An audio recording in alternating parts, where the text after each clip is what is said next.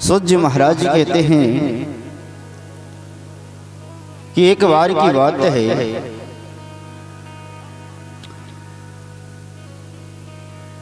कि नारद जी महाराज उत्तराखंड में घूमते घूमते पहुंच गए विशालापुरी। विशालापुरी किसे कहते हैं? बद्री विशाल धाम को। और जब पहुंचे क्या देखा कि वहां पर पहले से ही सनकादिक ऋषिगण वहां मौजूद थे, जो ब्रह्मा जी के प्रथम मानस पुत्र हुए। सनक, सनंदन, सनातन और सनत कुमार। जब पहुंचे तो ये वही सनकादिक हैं। देखने में तो ये बालक लगते हैं, नहीं है? देखत बालक बहुकालीना, ब्रह्मानंद सदा लयलीना। देखने में तो 5 वर्ष के बालक लगते हैं। देखत बालक बहुकालीना, लेकिन है पूर्वजों के भी पूर्वज। और गुण क्या है? ब्रह्मानंद सदा लयलीना। सत्संग में सदा लीन रहते हैं और ब्रह्मानंद में आनंद मग्न रहते हैं। सदा लयलीना, सदा लीन रहते हैं, लगे रहते हैं।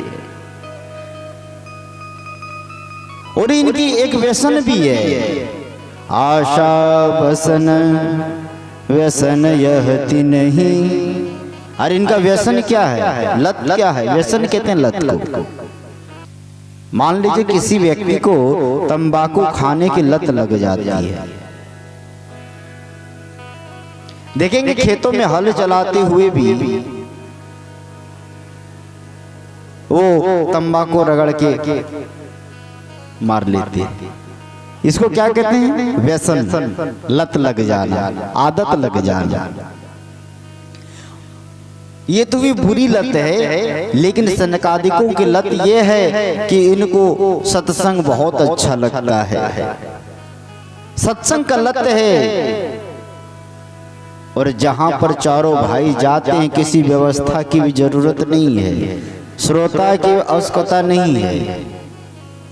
एक भाई वक्ता बन जाते, 3 भाई श्रोता बन जाते, सत्संग शुरू। थक गए, नीचे उतर गए, दूसरे भाई फिर व्यासपीठ पर बैठ गए। आशा बसन व्यसन यहति नहीं, रघुपति चरित होयतः सुनहि। पहली बात तो ये प्रभु की भक्ति में इतने लीन रहते हैं, जहाँ रघुपति भक्ति, जहाँ पे प्रभु की चर्चा की जाती हो, जहाँ पे सत्संग होता हो, इस चारों ऋषि पहुंच जाते हैं। अरे कोई नाम मिले तो खुद सुनाने लग जाते, खुद सुनने भी लग जाते। ऐसे ब्रह्मानंद सदा लयलीना, ऐसे हमारे सनकादिक हैं। उन्होंने जब नारद जी महाराज को देखा, नारद जी महाराज को क्या देखते हैं कि नारद जी महाराज का मुख कमल मुरझाया हुआ है, उदास है, चेहरे पे 12 बजा हुआ है। जब सनकादिकों ने देखा, कहा कथम ब्रह्मन् दीन मुखः कुतस्य चिंता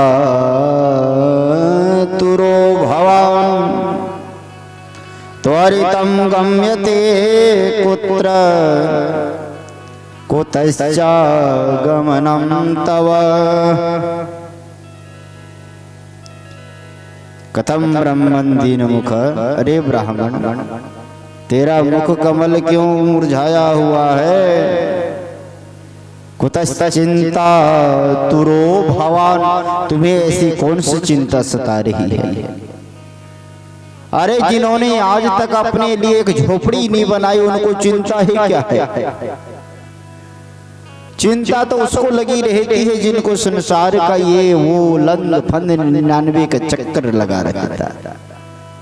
और आप जैसे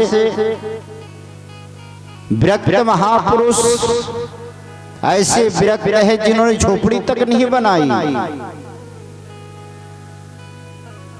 ऐसे मुक्त संग, ऐसे विरक्त, ऐसे संत शिरोमणि, ऐसे आपकी चिंता पर ये कौन सी चिंता सता रही है? त्वरितम गम्यते कुत्र, और कहां से आ रहे हो? अरे इतनी जल्दी जल्दी कहां जा रहे हो? कुतश्च गमनम तव, अरे इस समय आपको देख के ऐसे लग रहा है एदानि सुन्न चित्तोसि गतवितो यथा जनः, तवेदं मुक्त संगस्य नोचितं वद कारणम्। आपको देख के ऐसे लगता है जैसे किसी निर्धन का सारा धन लुट गया हो।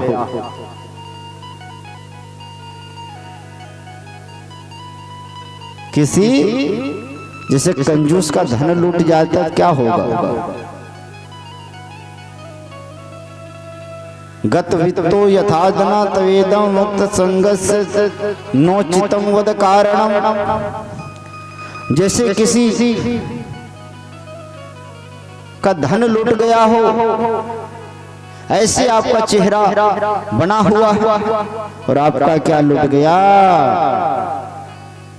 नोचितम वद कारणम, आप जैसे मुक्त संग का ऐसा क्या लूट गया जिसके कारण आपका मुख कमल उदास है? तब नारद जी ने कहा अहम तो पृथ्वी यातो ज्ञात्वा सर्वोत्तमामिति पुष्करम च प्रयागम च काशीं गोदावरीं तथा। कहा महाराज एक बात बताइए, सत्संग तो कभी स्वर्ग लोक में नहीं मिलता, जब भी मिलता इसी मृत्यु लोक में मिलता है। जिस तरह आपका व्यसन है रघुपति चरित होई तह सुनाई, वही हमारी भी स्थिति है महाराज। जहाँ भी प्रभु की कथा होती है, जहाँ भी प्रभु का गान होता है, जहाँ भी प्रभु के चरित्र सुनाया जाता है, हमें भी वहां पर सत्संग श्रवण करना बड़ा अच्छा लगता है। मैं भी इस पृथ्वी लोक पर आया था सत्संग के लिए, सत्संग श्रवण के लिए, हरि कथा सुनने के लिए। आप सोच सकते हैं स्वर्ग लोक में भी वहां पे सत्संग नहीं मिलता है। कबीर साहब को जब लेने के लिए विमान आया था, कहा चलिए आपको याद किए हैं प्रभु, राम बुलावा भेजिया, राम ने आपको बुलावा भेजा है, आप चलिए। कबीर साहब ने पूछा वहां सत्संग मिलेगा? कहा ना। फिर कहा मैं वहां जाके क्या करूंगा? भजन मिलेगा? बोला नहीं। साधु संग मिलेगा? बोला नहीं। कहा जब ना सत्संग मिलेगा ना साधु संग मिलेगा, फिर जाके क्या करूंगा? राम बुलावा भेजिया दिया कबीरा रोई, जो सुख साधु संग में सो बैकुंठन हुई। अरे जो सुख यह साधु संग में मिलता है, बैकुंठ में वहां जाके क्या करूंगा? नहीं गई।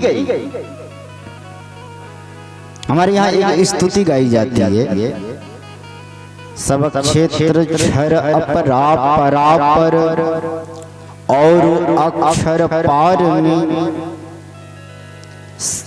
निर्गुण सगुण के पार में, सत असत हूँ के पार में। पूरी स्तुति का आप ध्यान देंगे उस पंक्ति को, सब पार में निर्गुण सगुण के पार में, सत असत हूँ के पार में, सब नाम रूप के पार में। सब द्वंद्व द्वैत न पार में, सब पार में पार में। एक साधु ने कहा, महाराज एक बात बताइए, सब पार में पार में पार में, क्या इस पार कुछ नहीं है? क्या है ना, क्या है? कहीं हलवा पूरी है, खाने के लिए बढ़िया बढ़िया मिलता, उस पार क्या मिलेगा?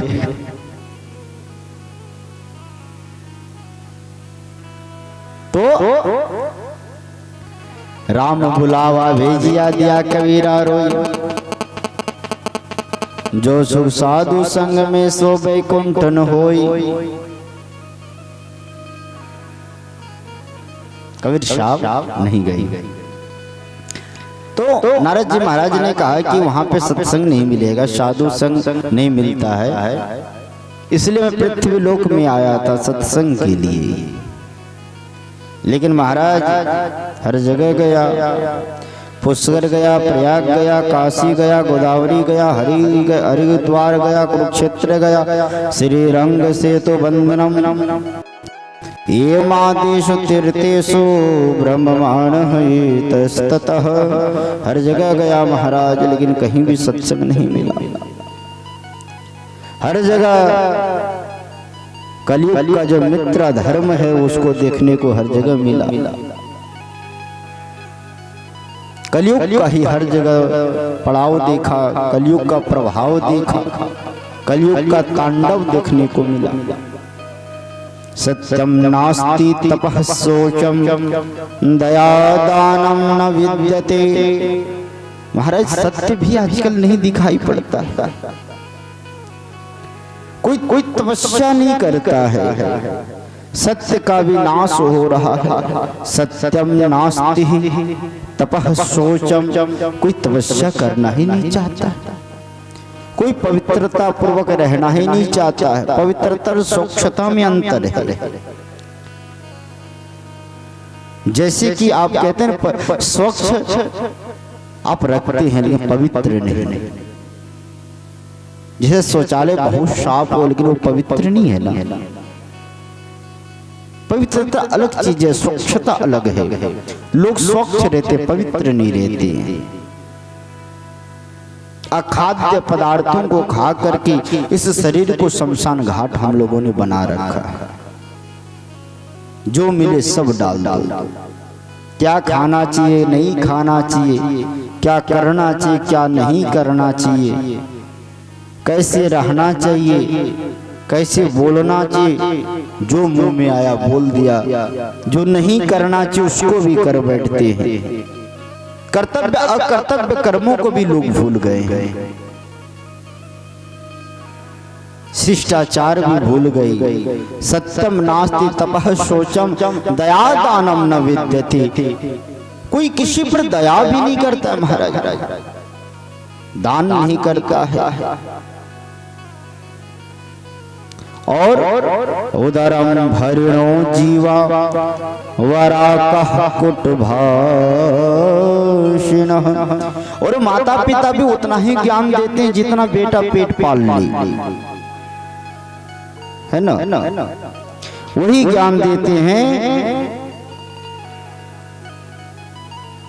जितना पेट पालने काम आए, और कोई ज्ञान देते ही नहीं। उदरम भरिणो, उदर भरने का ही पाठ पढ़ाया जाता है, कैसे उदर बड़े। और लोग वरा का कुटभाषिना, और लोग कुटभाषिन यानी असत्य बोलने लगे, झूठ बहुत बोलते हैं महाराज। सब मंद पड़ गया है महाराज। मैंने ईश्वर गृहस्थियों की तो ये दशा है, चलो चलते संत महापुरुषों के पास चलते हैं। अरे जब गया महाराज तो वहां तो और विडंबना है। बड़े बड़े कोठियों में संत रहते हैं, ये किसका मकान है तो विरक्त का। भाई विरक्त है तो ये कोठी की क्या आवश्यकता है। ये बच्चे किनके हैं, ब्रह्मचारी जी का। शोर कहाँ हो रहा है, मौनी बाबा का आश्रम। पाखंड नेता संतो विरक्तः सपरिग्रह। का जो संत थे सब पाखंड में निरत हो गए और विरक्त सपरिग्रह, और जो विरक्त कही जाती थी आज सब संग्रह करने में जुटी है। नाम लिखाने की कमी नहीं है, बड़े बड़े बोर्ड पर तो नाम तो इतने लंबे चौड़े लिखाते, विरक्त शिरोमणि संत शिरोमणि, तपस्वी मनस्वी यशस्वी ब्रह्मर्षि, लिखाने वालों के पद की कमी नहीं है, लेकिन उसकी गरिमा को बचाने वालों की कमी रह गई है। उस पर चलना कोई नहीं चाहते महाराज। मैं और भी दुखी हो गया, तरुणी प्रभुता के शाल को बुद्धिदायक। और तो घरों में स्त्रियों का साम्राज्य हो गया है।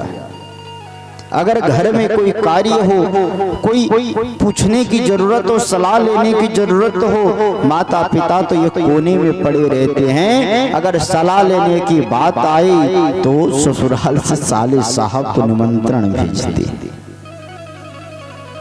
स्याल को बुद्धिदायक, भाई साले साहब समझदार हो तो सलाह लेने में क्या दिक्कत है?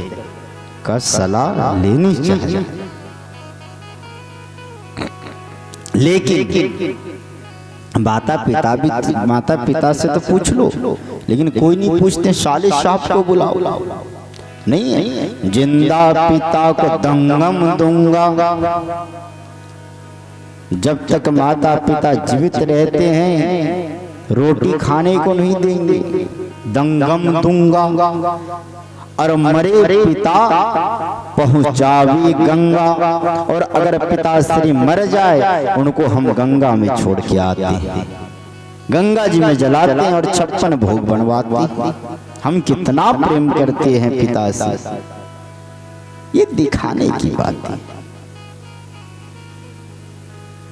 और तो और महाराज कन्या विक्रणो लोभा दंपति नाम च कलकनम, और तो और स्त्रियों को भी बेचा जाने लगा, क्रय विक्रय होने लगा। भाई जहां सौदा पड़ जाए वहीं शादी हो गई, वहीं समधी बन गई। और समधी का अर्थ क्या होता है? सम बराबर धी, सम धी कहते हैं बुद्धि को, सम कहते हैं बराबर को।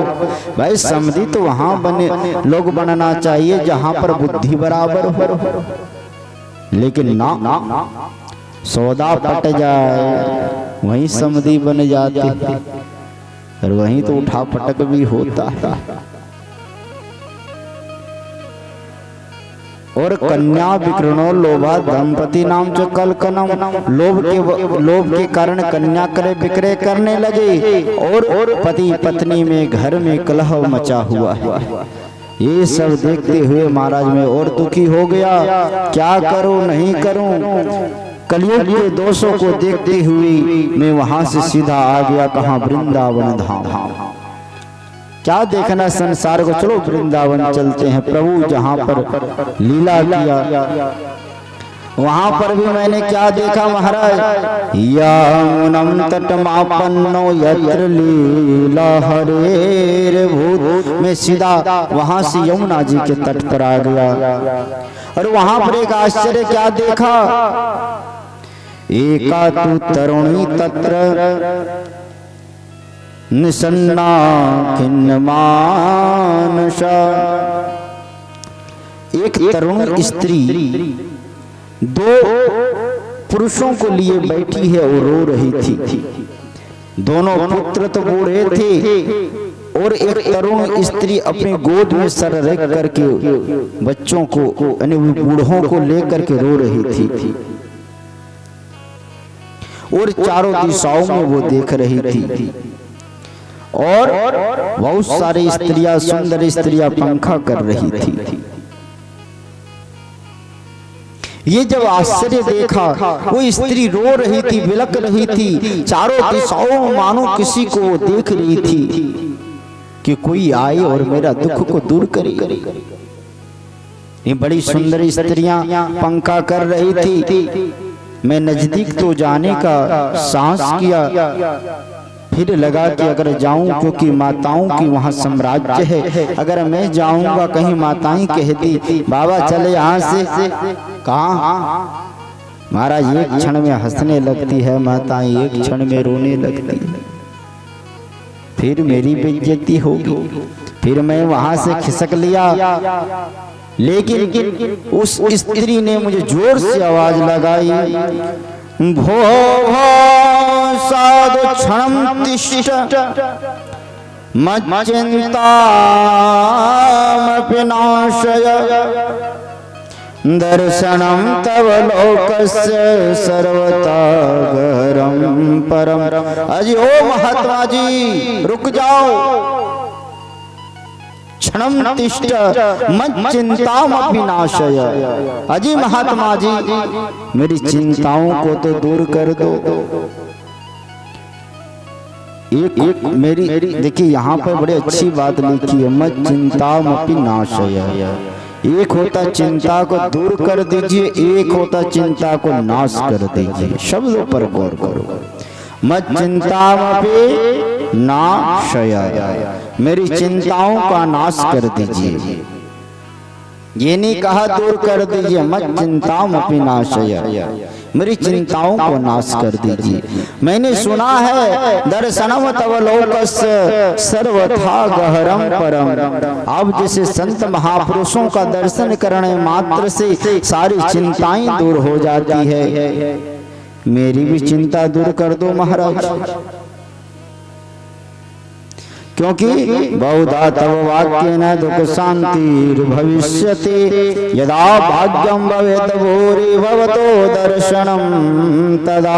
हर जब मनुष्यों का बड़ा भाग्य होता है, जब पुण्य उदय होता है, तब आप जैसे महापुरुषों का दर्शन प्रसन्न होता है। भैया भक्ति महारानी ने ऐसी मधुर वाणी श्री नारद जी महाराज की प्रशंसा करी।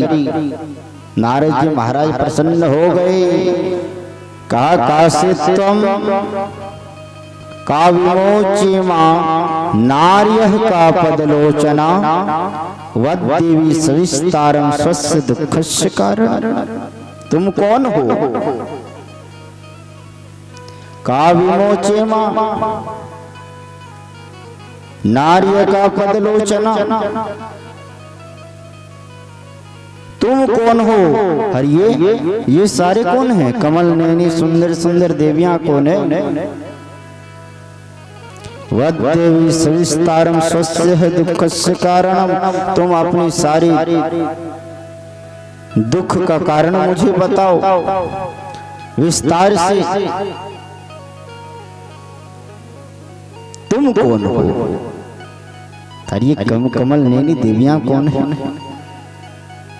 अपने सारे दुख विस्तार पूर्वक मुझसे कहो, बताओ। तब भक्ति महारानी कहती है, देखिए किसी संत के पास जाओ तो संत ने जो आपसे कहा है, नहीं बहुत लोग कहेंगे, जाते हैं ना महात्माओं के पास, महाराज ये कर दो, अरे मैया क्या हुआ, वो आप जानो। ऐसे जितना पूछा गया उतना ही बोलना चाहिए।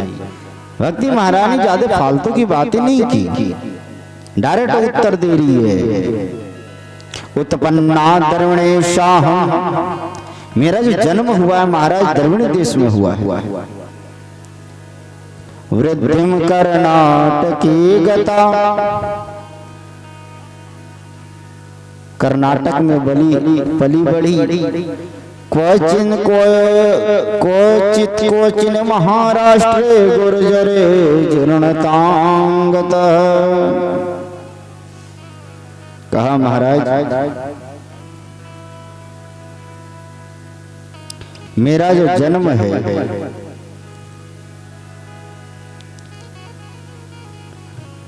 द्रविड़ देश में हुआ है, क्योंकि बड़े बड़े आचार्यों का भी जन्म द्रविड़ देश में ही हुआ है, दक्षिण भारत में। कर्नाटक में पली बड़ी, कहीं कहीं महाराष्ट्र पंढरपुर आदि क्षेत्र में सम्मानित हुई, लेकिन जब मैं गुजरात आई तो बुढ़ापा ने घेर लिया। अब सुखदेव जी महाराज को गुजरात से कोई दिक्कत तो नहीं थी, या वेद व्यास जी महाराज को कोई तकलीफ थी, या कोई दिक्कत, कोई परेशानी, कोई द्वेष की भावना तो नहीं थी। फिर हुआ क्यों? गुर्जरे जीर्णताम गता, गुजरात में बूढ़ी क्यों हो गई? का उस समय गुजरात धन के मध्य में चूर हो गई थी, कंकन के लोभी हो गई थी, इसलिए भक्ति महारानी वृद्ध हो गई। और कहा महाराज, ये जो दोनों जो पड़े हैं, ये पुरुष, ये कोई और नहीं, ज्ञान और वैराग्य है। अहम भक्त ख्याता युमो में तनयो मतो, ज्ञान वैराग्य नाम मानो काल योगी न जर्जर। मेरा नाम क्या है? भक्ति है। ये ज्ञान वैराग्य नाम का ये मेरा पुत्र है। ज्ञान वैराग्य नामानो काल योगी न जर्जरो। अरे समय का प्रभाव तो देखिए महाराज, माँ जवान है, पुत्र बूढ़े हो गई, और जन्म कहाँ हुआ? दक्षिण भारत में, कर्नाटक में पली बड़ी, महाराष्ट्र पंढरपुर आदि क्षेत्रों में मेरा बड़ा सम्मान हुआ, लेकिन गुजरात में बूढ़ी हो गई। ऐसा क्यों हुआ? होना तो ये चाहिए कि माँ बूढ़ी हो, पुत्र जवान हो, लेकिन यहाँ उल्टा हो रहा है महाराज। लेकिन वृंदावन पुनः प्राप्त नवीनी वो स्वरूपिनी, जब से मैं वृंदावन आई मैं तो स्वरूपिनी हो गई, और मेरे ये पुत्र बूढ़े हो गए। अगर ऐसा चलता रहा, इदम स्थानम परित्यज्य विदेशम गम्यते मया, अगर ऐसा चलता रहा महाराज, मैं भी इस वृंदावन धाम को छोड़ करके मैं विदेश चली जाऊंगी। नारद जी ने कहा, देवी ऐसा मत करना। आजकल तो विडंबना ये है, जब तक कई देशों, 2-4 देशों में घूम करके नहीं आ जाए, फिर तो किसी की दृष्टि ही नहीं पड़ती है। तुम भी ऐसा मत करना देवी। बोलिए बांके बिहारी लाल की।